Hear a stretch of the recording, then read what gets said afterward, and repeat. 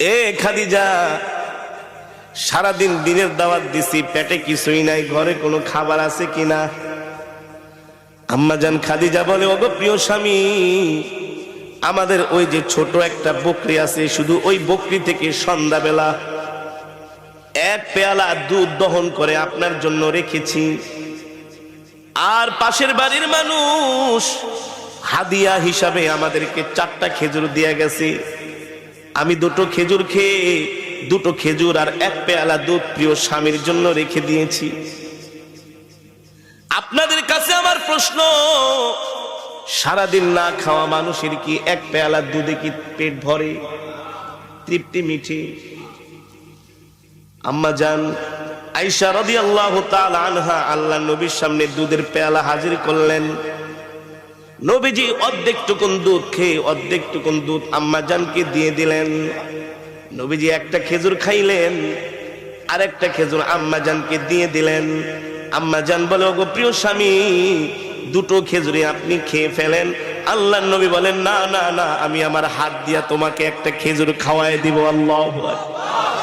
এই কথা বলতে বলতে হঠাৎ করে নবীজির চোখ চলে যায় আম্মা জানের কাপড়ের দিকে। আম্মা জান যে কাপড় পরেছেন, ওই কাপড়ের মধ্যে এত তালি, এত তালি, এত তালি, এখন আর মনে হয় কাপড় ছিঁড়ে গেলে তালি দেওয়ার মতো জায়গা থাকবে না। সরকার দো আলম আম্মা জানের মুখের দিকে তাকায় বলে, খাদিজা, এ খাদিজা, 40 মণ স্বর্ণ নিয়ে আমাকে বিবাহ করলা, কতটা মাস হয়ে গেল, ঠিক মতো কোনোদিন ঘরের বাজারও করি না, বাজার সদাইও আনতে পারি না, না খায়া থাকো। আজকে দেখলাম তোমার কাপড়ের মধ্যে এতগুলো শিলি। ও খাদিজা, একবারও বাজারের জন্য বললা না, কোনদিন বললা না বাজারে যাচ্ছেন, বাহিরে যাচ্ছেন, কিছু খাবার নিয়ে এসেন, এই কথাও বললো না। আমার কাপড় ছিঁড়া গেছে, একটা কাপড় পর্যন্ত নিয়ে এসেন। খাদিজা রে, 40 মণ স্বর্ণ নিয়ে আমাকে বিবাহ করলা, এই সম্পদগুলো আমি কোন জায়গায় ব্যয় করলাম একবারও কোনোদিন ডাক দিয়া জিজ্ঞেস করলা না। তোমার সম্পদগুলো আমি কোন কাজে ব্যয় করেছি? আম্মা জান খাদিজা বলে, গো আল্লাহর নবী, আমি জানি আমার কলিজার টুকরা স্বামী ওই সম্পদগুলো আল্লাহর রাস্তায় দান করে দিয়েছেন, এই জন্য আমার জিজ্ঞেস করার কোনো প্রয়োজন নাই। আল্লাহু আকবার। আম্মা জান বলে, ঠিক আছে বুঝলাম।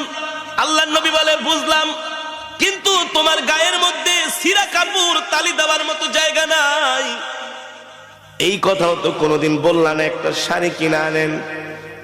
আম্মা জান বলে, আমি জানি আমার প্রাণের স্বামীর পকেটে পয়সা নাই, এই সময় যদি আমি শাড়ি কিনতে বলি আমার স্বামী কষ্ট পাবে, আমি আমার কলিজার টুকরা প্রাণের স্বামীকে কষ্ট দিতে পারবো না। আল্লাহু আকবার। কষ্ট দিতে পারবো না, এই কথাগুলো আসমান থেকে আমার আল্লাহ শুনতেছে। আর জোরে বলেন সুবহানাল্লাহ। কে শুনতেছে? আরশে আজিম থেকে আল্লাহ তাআলা শুনতেছেন হযরতে খাদিজার কথাগুলো। আম্মা জান খাদিজা বলে, গো আল্লাহর নবী, আপনার কাছে আমি 3টা জিনিস চাইবো, আপনি দিবেন কি দিবেন না বলেন? ও খাদিজা, তুমি দ্বীনের জন্য এত কষ্ট করেছো, ইসলামের জন্য তোমার এত ত্যাগ, এত কোরবানি, কি চাইবা তুমি? আমার কাছে কি চাইবা? দুনিয়ার কোনো পার্থিব সম্পদ তো আমি তোমাকে দিতে পারবো না, আমার কাছে তো কিছু নাই। আম্মা জান খাদিজা বলে, আমি দুনিয়ার কোনো সম্পদ চাইবো না, কিন্তু একটা জিনিস আপনার কাছে আমি একটা বিষয় আবদার করব, আপনি আমার আবদারগুলো রাখবেন কিনা, আপনি আমার আশাগুলো পূরণ করবেন কিনা? আল্লাহ নবী বললেন, ও খাদিজা, কি আশা করবা? আমার কাছে তুমি কি চাও বলো? আম্মা জান খাদিজা বলে, গো আল্লাহর নবী, আপনার কাছে 1 নম্বরে আমার চাওয়া হলো, আমি যেই দিন ইন্তেকাল করব সেই দিন আপনি আপনার এই গায়ের জুব্বা মুবারক কষ্টটা দিয়া আমার শরীরের কাফনের কাপড় বানাইবেন।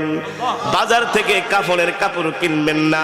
আমি চাই আমার কলিজার টুকরা প্রাণের স্বামী যেই জুব্বা মোবারক পরে আছে, এই জুব্বা দিয়া পেঁচায়া আপনি আমাকে দাফন করে দিবেন। আল্লাহু আকবার। 2 নম্বরে কি চাও? 2 নম্বরে চাই আপনি আমার লাশটা ধরে আপনার নিজের হাতে কবরের মধ্যে দাফন করবেন, আর কবরের চতুর্পাশ দিয়ে একটু হাঁটবেন। আল্লাহর নবী বলল ঠিক আছে। আর কি চাও? আম্মা জান খাদিজা বললেন আমি চাই আমাকে যখন আপনি দাফন করবেন সাথে সাথে বাড়িতে আসবেন না, একটু সময় কবরের পাশে দাঁড়ায় থাকবেন। আল্লাহু আকবার। সরকার দো আলম বলে খাদিজা রে খাদিজা, 1 নম্বরে আমার জুব্বা মোবারক দিয়া যদি তোমাকে কাফনের কাপড় বানায়া, ওই জুব্বার কাপড়টা কাফনের কাপড় বানায় আমি যদি তোমাকে দাফন করিয়েতে তোমার কি উপকার হবে, কি ফায়দা? আম্মা জান বলে জাহান্নামের আগুনের এত বড় সাহস নাই। আল্লাহর নবীর জুব্বা মোবারক আমার গায়ের মধ্যে থাকবে, আর ওই জুব্বা মোবারক পুরে খাদিজার গায়ে জাহান্নামের তাপ লাগবে, এত বড় সাহস জাহান্নামের আগুনের নাই। আল্লাহু আকবার। 2 নম্বরে খাদিজা তুমি আমাকে কবরের মধ্যে নিজের হাতে রাখতে বললা আর একটু হাঁটতে বললা, কারণ কি? আম্মা জান খাদিজা বলে গো আল্লাহর নবী, কোন কারণে যদি আমি কবরে ধরা খেয়ে যাই, কবরের মাটির এত বড় সাহস নাই।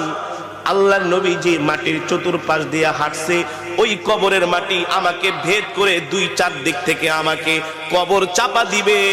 যেই জায়গায় আল্লাহর নবীর পা মোবারক পড়েছে, ওই মোবারক পা মোবারকের জায়গা ভেদ করে মাটি এক পাশ থেকে আরেক পাশে যাবে, আরেক পাশ থেকে